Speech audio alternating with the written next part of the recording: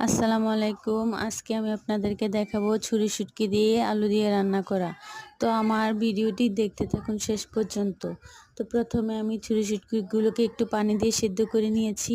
যখন পানিটা একটু শুকিয়ে আসছে তখন আমি একটু তেল দিয়ে দিয়েছি।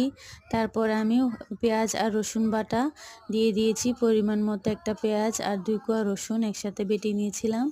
তো সেগুলোকে আমি একটু ভালো করে নেড়ে চেড়ে তেলের মধ্যে ভেজে নিয়েছি। তারপরে একটু পরিমাণ মতো আমি ছোটো চামচ দিয়ে 1 চামচ মরিচ দিয়ে দিয়েছি, 1 চামচ হলুদ দিয়ে দিয়েছি আর 1 চামচ লবণ দিয়ে দিয়েছি। আপনারা কিন্তু পরিমাণ মতো দিবেন। আমি আমার পরিমাণ মতো দিয়েছি। তো এগুলোকে আমি একটু ভালো করে কষিয়ে নিয়েছি। দেখেন পানিতে বলক এসছে। ভালো করে কষানো হয়ে গেলে তারপর আমি এগুলোর মধ্যে আলু ছোট ছোট করে কেটে রেখেছিলাম 2 কাপ। তো 2 কাপ আলু আমি ভালো করে কষিয়ে নেব। তারপর আমি এখানে ঝোল দিয়ে দিয়েছি পরিমাণ মতো, যেন আলুগুলো সেদ্ধ হয়। তো সেদ্ধ হওয়া পর্যন্ত আমি অপেক্ষা করছি। তো আমার আলুগুলো প্রায় সেদ্ধ হয়ে এসেছে। তো আমি আবার নাড়াচাড়া দিয়ে দেখছি। আমি একটু নেড়ে দেখলাম। তারপরে এগুলাকে আমি ডাল ঘুটনি দিয়ে এগুলাকে আমি ঘুটে নেব এবং এগুলাকে আমি একটু ভেঙে ভেঙে নেব, আড়া ভাঙা করে নেব।